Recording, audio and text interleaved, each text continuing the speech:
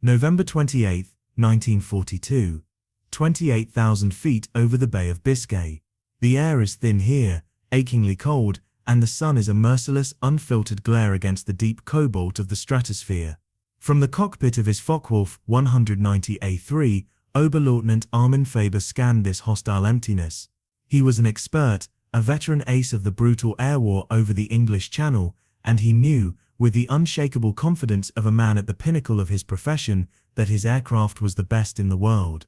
The F-Wul 190 was a masterpiece of German engineering, compact, powerful, and lethally agile. It was in his mind, the perfect expression of the aerial warrior's spirit, a steed worthy of a modern knight. As he circled, a lone predator in his element, he spotted something bizarre, something his intelligence briefings had mentioned but never truly prepared him for. It was an American fighter, but it looked like two planes inexplicably welded together around a central pod with two tails. He couldn't help but laugh at the absurdity of it.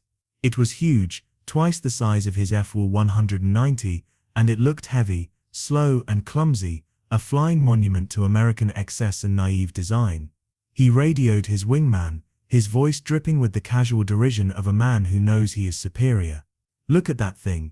The Americans have sent us a Doppelflugzeug, a double airplane. It must be a transport." But as he moved to engage, to claim what he assumed would be an easy victory, the transport saw him. It didn't try to turn or dogfight. It did not try to enter the swirling, acrobatic duel that was the F-Wul 190's natural element. Instead, it pointed its nose to the sky and began to climb, pulling away with a speed and power that defied its massive size. Faber was stunned. His F-Wul 190, the master of the vertical fight, was struggling to keep pace in the thin, cold air.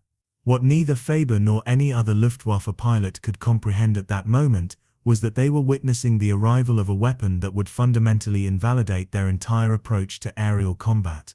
This strange twin-boomed aircraft, the Lockheed P-38 Lightning, was a machine built not for the traditional dogfight, but for a new kind of war fought in the freezing, oxygen-starved altitudes above 30,000 feet. The mathematics of victory in this new arena were not written in turning circles and roll rates, but in the physics of forced induction and high-altitude thermodynamics. German pilots laughed at the P-38's unconventional design, until that design gave it the power to appear out of the sun, from altitudes they could not reach, spitting fire from a concentrated battery of weapons that turned their elegant fighters into falling debris. The laughter died in the stratosphere, replaced by a new fearful name, Der Gebelschwanzteufel, the fork-tailed devil. To understand the depth of the shock the P-38 delivered to the Luftwaffe, one must first inhabit the mind of the German fighter pilot of 1942. He was the product of a military culture that prized the individual warrior, the expert, the ace. This was a legacy stretching back to the knights of the air of the Great War, men like Richthofen and Boelcke. Luftwaffe doctrine, perfected through the crucible of the Spanish Civil War and the Battle of Britain, was a masterpiece of tactical optimization for this kind of warfare. The Messerschmitt Bf 109 and the Focke-Wulf Full 190 were lightweight, single-engine interceptors. They were designed as aerial duelists, their purpose being to rise rapidly from their airfields, climb to meet the enemy, and destroy them in a swirling melee. Their design ethos prized agility, a high rate of climb, and powerful cannon armament for quick, decisive kills. They were optimized for the thick air between 15,000 and 25,000 feet, the altitude where Allied bomber formations were expected to fly. German doctrine, epitomized by Werner Mulder's revolutionary Finger 4 formation, was built around meeting the enemy in this arena, engaging in dogfights where a pilot's skill and an aircraft's agility were paramount. Their power came from magnificent engines like the Daimler-Benz DB605 and the BMW 801 Radial, which used a brilliant but ultimately limited piece of technology, the mechanical supercharger. They saw the war in the air as a series of individual duels, and they were confident that their superior training, superior tactics, and superior aircraft would always prevail against the mass-produced but soulless machines of the Americans. Lockheed's chief designer, the legendary Clarence Kelly Johnson, was given a completely different problem to solve. The 1937 U.S. Army Air Corps specification that gave birth to the P-38, Circular Proposal X-608, was not for a tactical dogfighter. It was a request for a high-altitude interceptor, a bomber-destroyer that could fly higher, faster, and for longer than any existing fighter on Earth. The specification demanded a top speed of at least 360 miles per hour at 20,000 feet, and the endurance to fly at that speed for a full hour. These were incredible demands for the time, far beyond the capabilities of any single-engine aircraft. The Army Air Corps, looking at the development of high-altitude bombers like the B-17, knew that the next war would be fought not at 15,000 feet, but at 30,000 feet, and they needed a weapon to own that domain. Johnson's solution was so radical it shocked his contemporaries. He knew a single engine couldn't provide the raw power needed to lift a heavily armed fighter to the stratosphere, while also housing the complex equipment needed to make it effective there. His answer was the Model 22, which would become the P-38, 2 engines for power, 2 tails for stability, and a central nacelle for the pilot, and a devastating battery of forward-firing weapons. It also featured another radical innovation for its time, tricycle landing gear, which made landings far safer and easier than the conventional tail-dragger fighters of the era. German pilots laughed because they saw 2 engines and assumed it was slow and unmaneuverable, like their own Bf-110 Zerstörer. What they failed to see was the secret hidden within those twin booms, a revolutionary technology that made the P-38 the undisputed king of high-altitude combat, the turbo-supercharger. The hidden key to the high-altitude air war lay in how each nation chose to solve the simple deadly problem of physics. As an aircraft climbs, the air becomes less dense. Less dense air means less oxygen to burn in the engine's cylinders, and power plummets. The solution is to compress the thin air before it enters the engine, a process called supercharging. The German and American methods for achieving this were worlds apart, and this difference would decide the fate of thousands of pilots. The German mechanical supercharger was a marvel of precision engineering. It was essentially a high-speed centrifugal air pump, an impeller spinning at tens of thousands of RPM, that was bolted to the engine and driven directly by the crankshaft through a complex set of gears and a hydraulic clutch. It was powerful and reliable, but it was also a parasite. It stole a significant amount of horsepower from the engine just to run itself. More critically, its performance was fixed by the gear ratios. A Bf-109 supercharger was designed to work best at a specific critical altitude, usually around 20,000 feet. At that altitude it was perfectly tuned. But above that, in the rapidly thinning air, its ability to compress enough oxygen for the engine dropped off dramatically. A German pilot climbing past 25,000 feet would feel his powerful engine begin to gasp for breath, the controls becoming sluggish as power bled away. He was in effect trying to run a marathon at the top of Mount Everest. The P-38's Allison V1710 engines used a far more elegant and revolutionary solution, perfected by General Electric. The turbo-supercharger was also a centrifugal air pump, but it wasn't driven by the engine's precious horsepower.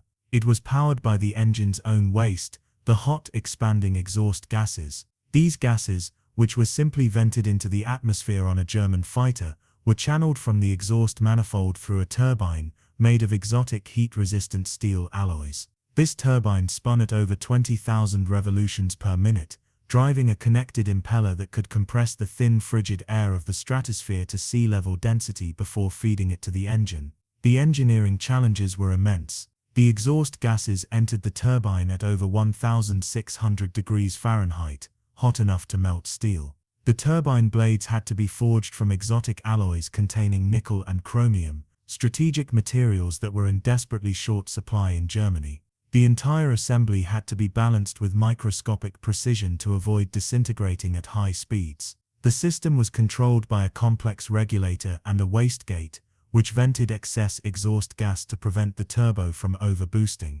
The compressed air, now heated by the compression process, was then passed through an intercooler, a radiator that used the cold outside air to cool the air charge, making it even denser before it entered the engine. The mathematics of this system were transformative. It allowed the P-38's engines to produce their full 1,400 horsepower all the way up to 30,000 feet and beyond. The system was self-regulating. The thinner the air, the less back pressure on the turbine, allowing it to spin faster and compensate. While a German fighter was suffocating, the P-38 was just hitting its stride, its engines breathing deeply in the thin air. The Germans had experimented with turbochargers, but lacking the necessary strategic materials and focusing their advanced engineering on jets and rockets, they never perfected them for mass production on their fighters. It was a strategic choice that would prove fatal. The path to dominance, however, was not smooth.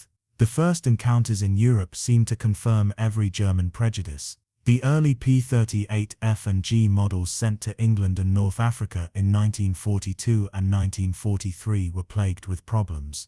The Allison engines, not yet perfected for the rigors of combat, were prone to backfiring and catastrophic failures, particularly when run on lower-quality British fuel. The complex turbochargers, with their intricate plumbing and sensitive controls, were a maintenance nightmare for ground crews accustomed to simpler radial engines. Most critically, the cockpit was dangerously cold. The distant engines, located halfway out on the wings, provided no ambient heat to the pilot's nacelle. Pilots flying long, 8-hour escort missions at 30,000 feet, where outside temperatures could drop to 60 degrees below zero, suffered from severe frostbite. Their hands and feet would become numb, their reactions sluggish. Compounding these issues, the P-38's high-speed dive characteristics were terrifying. As the aircraft approached the sound barrier, compressibility would set in, the controls would freeze, and the plane would tuck under into an unrecoverable dive. Many pilots were lost to this phenomenon before a solution was found. The Luftwaffe pilots who encountered these early troubled Lightnings reported them as easy kills. They were less maneuverable than the P-47 Thunderbolt at medium altitudes, and seemed to lack the legendary toughness of their single-engine counterparts. The German High Command, receiving these reports, confidently assessed the P-38 as a flawed design, a jack-of-all-trades that was master of none. The British too were skeptical, preferring the Spitfire for interception and the P-47 for escort. The laughter in the Luftwaffe mess halls continued. But back in the United States, at Lockheed Skunk Works in Burbank, California, Kelly Johnson and his team were systematically attacking every problem reported from the front. This process of continuous rapid improvement was a hallmark of the American industrial system that the Germans could not match. The P-38J, which began arriving in Europe in mid-1943, was a completely different animal, a machine perfected by the brutal feedback of combat. The engine problems were solved by re-engineering the intercoolers. The new chin radiators, located under the engines, were far more efficient, solving the cooling issues that had plagued the earlier models. A new cockpit heating system was devised, diverting warm air from the engine coolant system through a duct into the cockpit, finally ending the debilitating frostbite issue. To solve the deadly high-speed dive problem, engineers developed a small electrically actuated dive flap on the underside of the wing. When a pilot entered a high-speed dive, he could deploy these flaps, which changed the airflow and prevented the tuck under, making the P-38 one of the fastest diving fighters of the war. Most importantly, the P-38J was fitted with hydraulically boosted ailerons. This innovation dramatically improved the roll rate at high speeds, giving the P-38 the agility it needed to surprise and outmaneuver its German opponents in high-speed combat. The clumsy giant had learned to dance. It was with the arrival of the P-38J and the later, even more powerful P-38L, that German laughter turned to terror. Luftwaffe formations assembling to attack American B-17s at 25,000 feet would suddenly find themselves under attack from above, from P-38 diving out of the sun, from 35,000 feet, an altitude German fighters could barely reach, let alone fight at. Major General Adolf Galland, commander of Germany's fighter forces, and an ace with over 100 victories, recognized the threat immediately. In a famous 1943 report to the High Command, he warned, "The P-38 has a decisive advantage at high altitudes. It can climb higher and is faster above 8,000 meters. Our current tactics are insufficient to counter this threat. Pilots are to avoid combat with this type, unless possessing a significant positional advantage." The joke was over.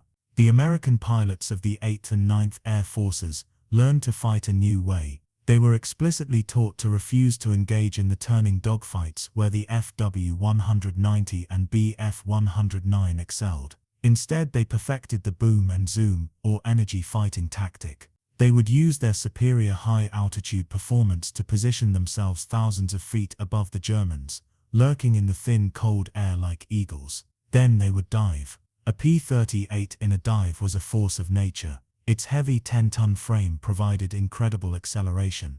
It could reach speeds well over 500 miles per hour, faster than any German piston-engine fighter could achieve.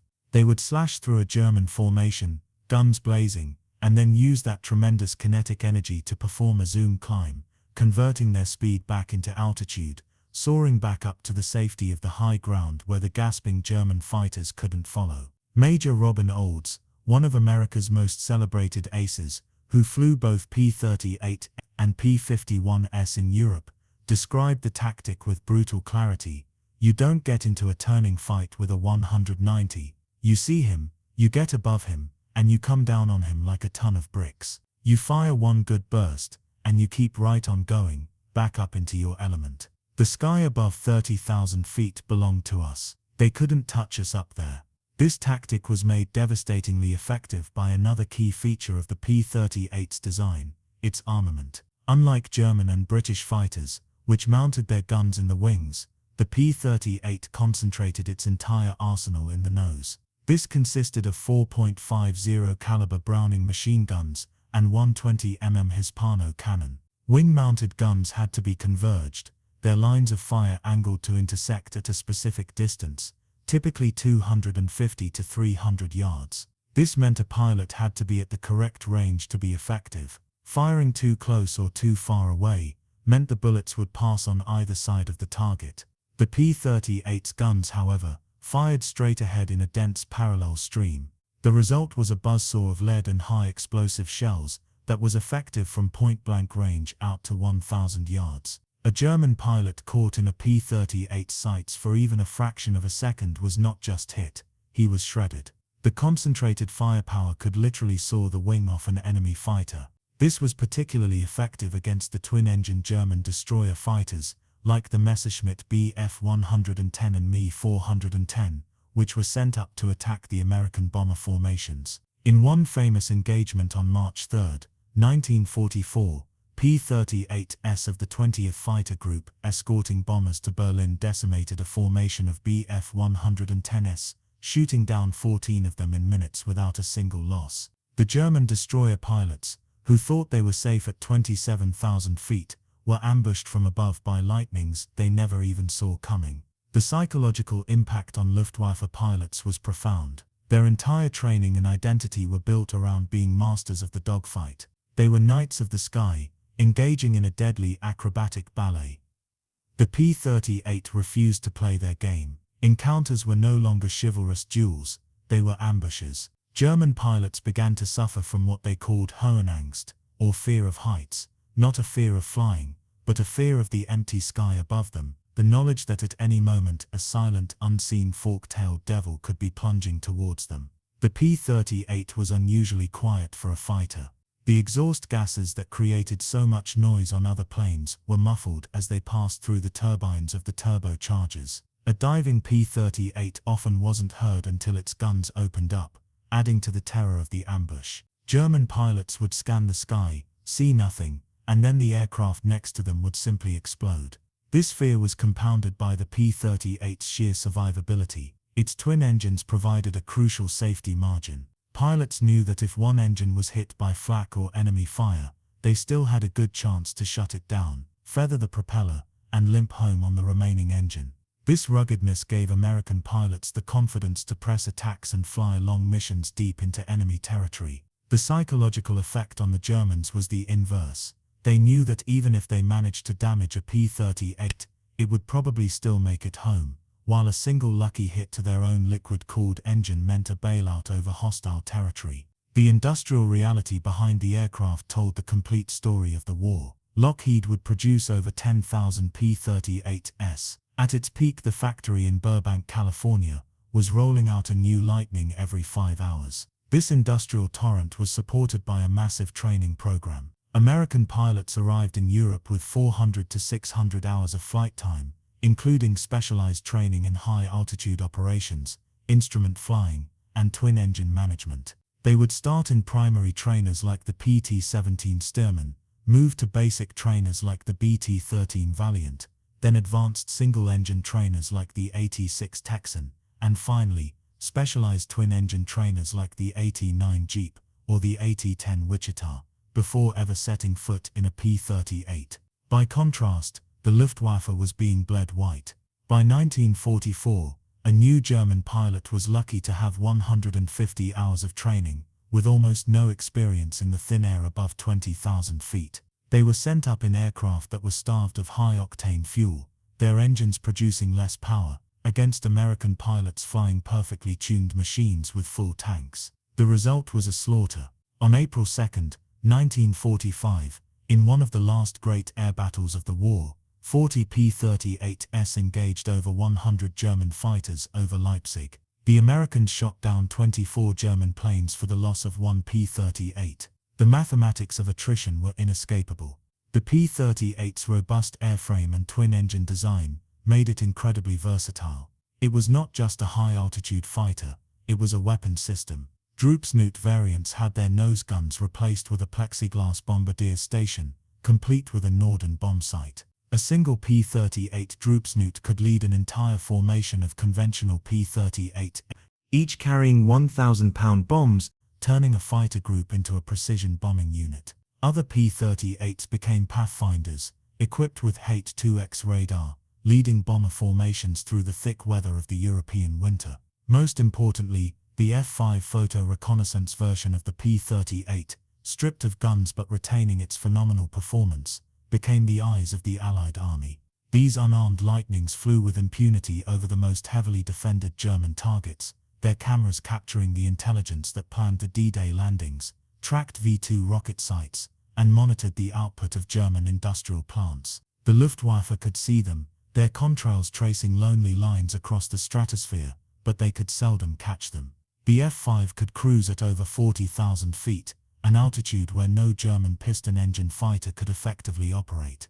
These missions were lonely and dangerous, requiring immense skill in navigation and pilotage. A single F-5 pilot could provide more valuable intelligence in one mission than an entire spy network. The photos they brought back allowed Allied bombers to strike with precision and Allied armies to plan their advances with near-perfect knowledge of the enemy's strength. And when the war in Europe ended, captured Luftwaffe pilots and commanders were interrogated. Their testimony revealed a universal respect and fear for the fork-tailed devil. General der Jagdflieger Adolf Galland stated, "The P-38 was a very dangerous opponent. When it appeared in 1943, we had nothing that could match its performance at high altitude. It forced us to completely rethink our defensive strategies. Our F-190S was superior in a dogfight, but the Americans were smart enough not to dogfight." Hauptmann Erich Hartmann, the highest-scoring ace in history with 352 victories, noted, "The P-38 was difficult.